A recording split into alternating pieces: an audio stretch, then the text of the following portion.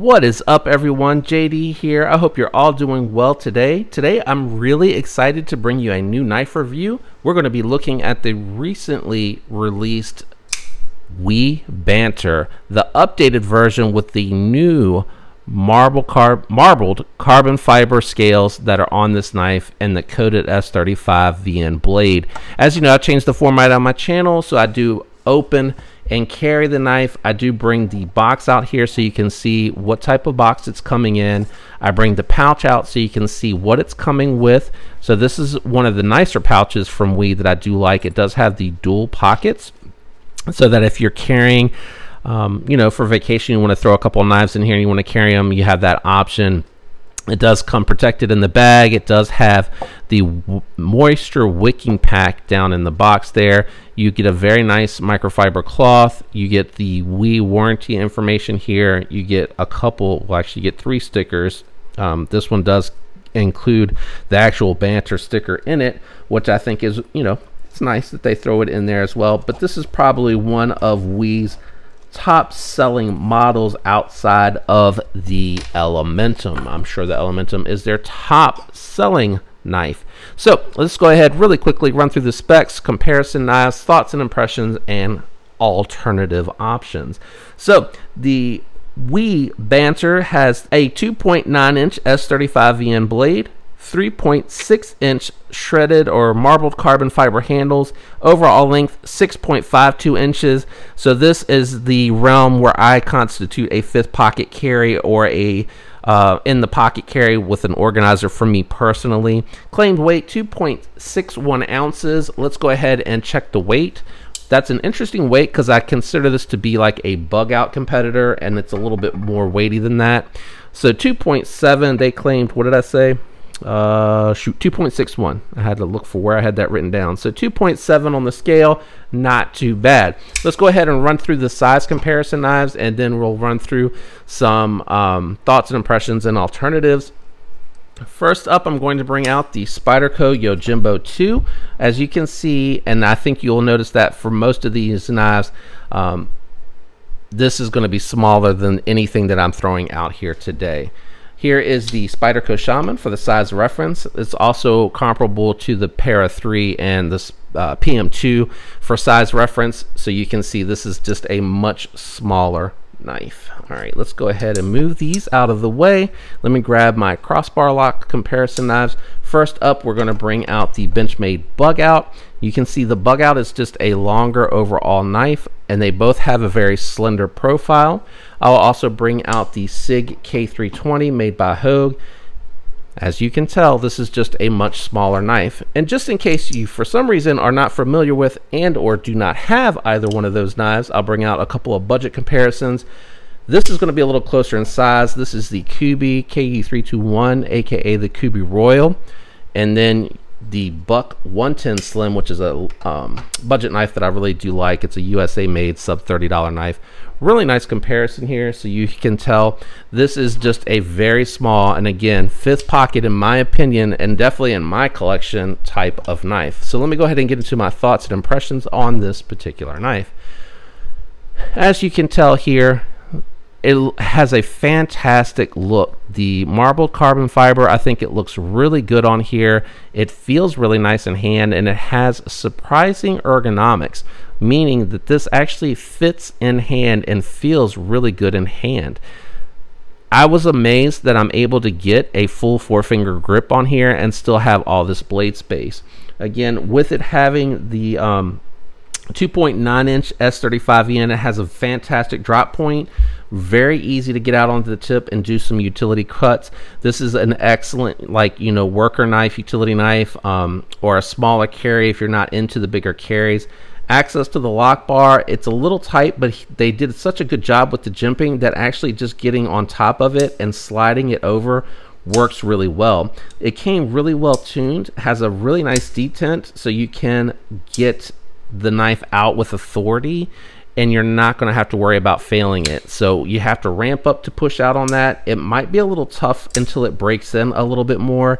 I've handled it a little bit, but probably not enough to break it in with the coated blade.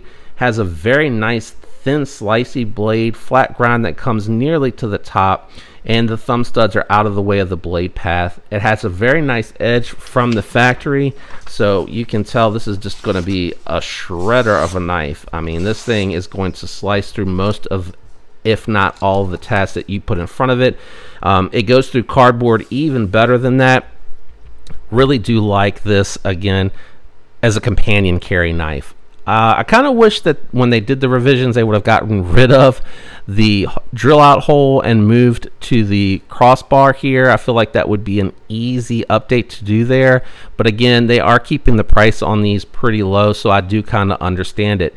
The Banter pocket clip is one that I actually enjoy so much that I actually had picked it up and taken the Civivi pocket clip off of my Chevalier and put the Banter pocket clip on there. I really do like this because it does not feel hot in hand, goes in and out of the pocket great, and it's short. Very nice pocket clip.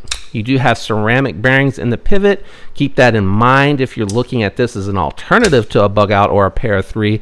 Both those have the phosphor bronze washers, so they're going to actually perform really well in a dirtier environment, meaning where there's dust, debris, anything like that that's going to get into the pivot. This is going to be more susceptible to get caked up and have the action impacted. But again, if you are good at maintaining your knife, very easy to take apart, clean, and service. All right, so I did want to talk very quickly about just a couple of alternative options. I had one out here earlier. It is going to be the QB KU321. It is a sub 3-inch blade, but it is a longer handle, so it does give you a little bit of room to move around on the handle. Sorry, I'm not quite centered. So you can see choking up, you have some room in the back. So you do have a little bit more positions to go through, but you do have D2 steel on here, which is not going to be as good a performer as that S35VN. The S35VN is going to have superior edge retention, toughness, and corrosive resistance to the D2. But again, this is a $50 knife, where this is generally like $130, I think. I also got this on sale for Father's Day from Blade HQ. Another option here, if you're looking at this, if you're interested in a USA made knife for around the same price, you're going to get 20 CV, and you're going to get comparable ergos and handle position with the Doug Ritter Mini RSK MK1 made by Hogue. This one is a crossbar lock, so you also are getting a stronger lock. You're getting phosphor bronze in the washers, so if you want a small carry that is going to be hard use and not as susceptible to the debris, you're going to end up a little bit better here. Both of these, I would say, are on point for their thin slicey blades and their very, very low drop points that are going to be really good for utility. I think you actually might just get just a little bit more cutting edge with the Doug Ritter. But again, these are both in the same price point. And if you're looking at the G10 variant, they are exactly at the same price point. The carbon fiber, I think, is a little bit more expensive than the Doug Ritter. Just a couple more options. If you're looking for something a little bit more basic that you're not too worried about beating up, you do have the Delica 4 from Spyderco. This one, of course, doesn't have that fidgety action, but you can deploy it one-handed and you can close it one-handed. So keep that in mind if you're, worried about being able to pull out the knife while only having one hand free to do so. You do get VG10, which is not as good as the S35EM, but VG10 done by Spyderco is going to be a very good VG10.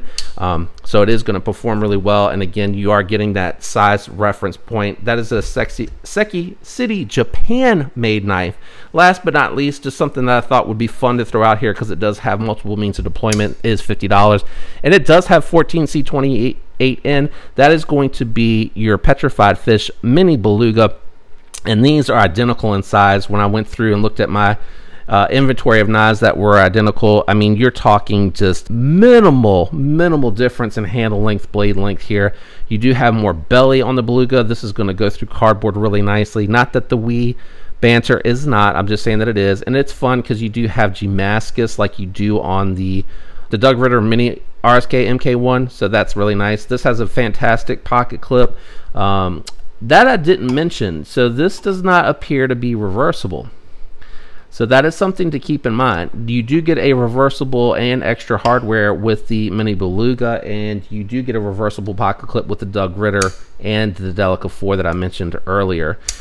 So that's something to keep in mind. Both of these have phosphor bronze washers. However, the Mini Beluga is one of the rare few knives that also come with the phosphor bronze washers, so that you can change it over if you're going to be, again, concerned about the action being around dirt, debris, and things of that nature. If you're looking for a small carry that you need to get into your mulch or open your bags of concrete or whatever it is that you're doing with these things, that you're worried about dirt and that action. But again, if you leave it with the phosphor bronze washers, this is very smooth. You do get the fuller for the reverse flick, and you get the thumb flipper, which actually the front flipper works really good for thumb deployment and for, you know, one finger deployment if you're into the trick. Sorry, I was a little low on the screen there. So really cool options. I just wanted to throw a few out there just for some fun, a couple of different ones. That's why there were so many. This is a very recommendable knife. Again, I think the ergos are fantastic. You know, Ben did a great job designing this knife. I think the carbon fiber looks awesome on this knife. I really like it a lot.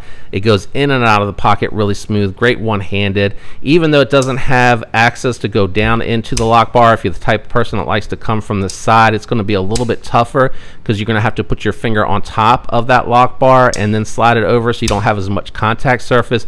It's actually much easier to come in on top to actuate it. My detent, again, I do have to keep breaking this in. I did the test with the blade's edge and I carried it, but I didn't have as much time here this week for fidgeting with it, so it just needs to be broken in a little bit. I think that coating is what's causing the detent to feel so heavy. But overall, this is a really great knife, and I'm so glad that I finally added one to the collection. If you enjoyed today's video, do me a favor, leave a like for the video. Consider subscribing if you haven't already subscribed. If you are subscribed, thank you for your continued support. I appreciate that so much. Don't forget to make sure that notification bell is set to all so you get alerts for all videos that drop so you don't miss any possible future content that may interest you. I hope all of you have a fantastic week. Until next time, peace.